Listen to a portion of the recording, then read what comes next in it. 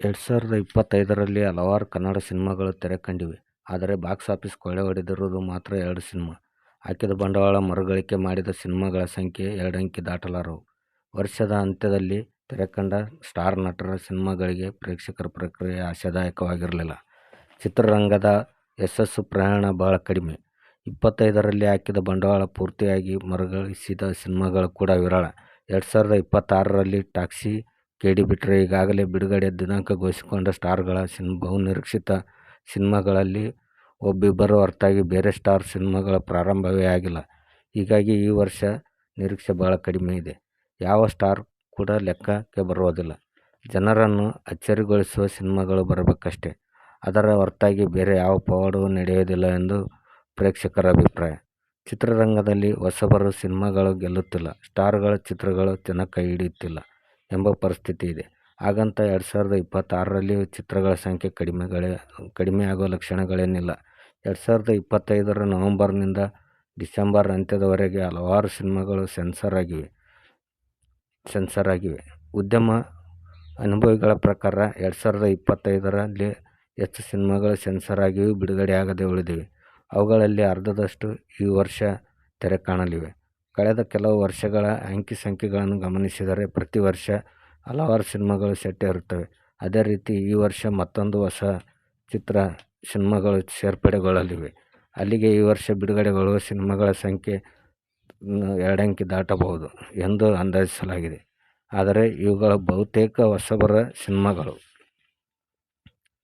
2026ರಲ್ಲಿ ದುನಿಯಾ ವಿಜಯ್ ನಟನೆಯ land lord ಜನವರಿಯಲ್ಲಿ ಬಿಡುಗಡೆಗೊಳ್ಳಲಿದೆ.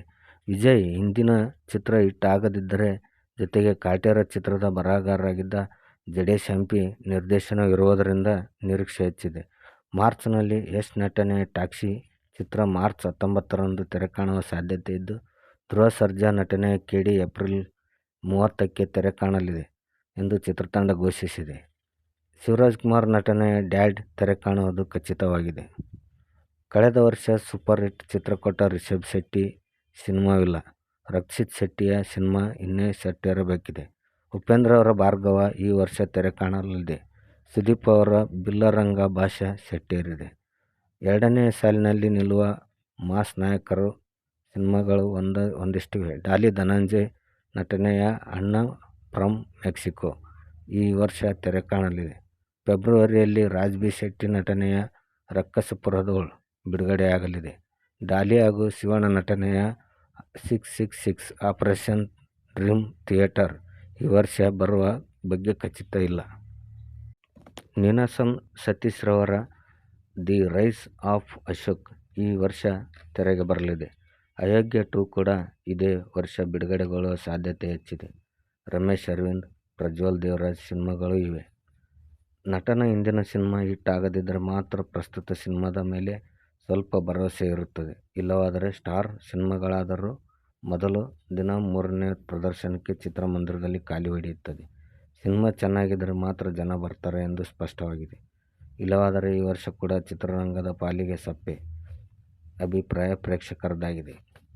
ಈ ವರ್ಷದ ಮೊದಲಾರ್ಧದಲ್ಲಿ ಆಶಾದಾಯಕವಾಗಿದೆ. ಸ್ಟಾರ್ಗಳ ನಿರೀಕ್ಷಿತ ಸಿನಿಮಾಗಳಿವೆ. ಜೊತೆಗೆ ಲವ್ ಮ್ಯಾಕ್ಟೆಲ್ 3, ಅಯೋಗ್ಯ 2 ಸಿನಿಮಾಗಳು ತೆರೆ ಕಾಣಲಿವೆ. ನಿಜವಾದ ಭಯ ಇರುವುದು ಈ ವರ್ಷದ ದ್ವಿತೀಯಾರ್ಧದಲ್ಲಿ ದೊಡ್ಡ ಸ್ಟಾರ್ಗಳ ಸಿನಿಮಾವಿಲ್ಲ. ಹೊಸಬರ ಸಿನಿಮಾ ಗೆಲ್ಲುವ ಉದ್ಯಮಕ್ಕೆ ಪ್ರತಿಭೆಗಳು ನೀಡುತ್ತದೆ. ಸ್ಟಾರ್ ಸಿನಿಮಾಗಳು ಬಂಡವಾಳ ನೀಡುತ್ತದೆ. 2 ರೀತಿಯ ಸಿನಿಮಾಗಳು ಗೆದ್ದಾಗ ಉದ್ಯಮ ಸಮತೋಲನವಿರುತ್ತದೆ. 2 ತಿಂಗಳಿಗೊಂದಾದರೂ ಹಿಟ್ ಸಿನಿಮಾ ನೀಡಬೇಕೆಂಬುದು ಪ್ರೇಕ್ಷಕರ ಸಿನಿರಸಿಕರ ಆಶಯವಾಗಿದೆ.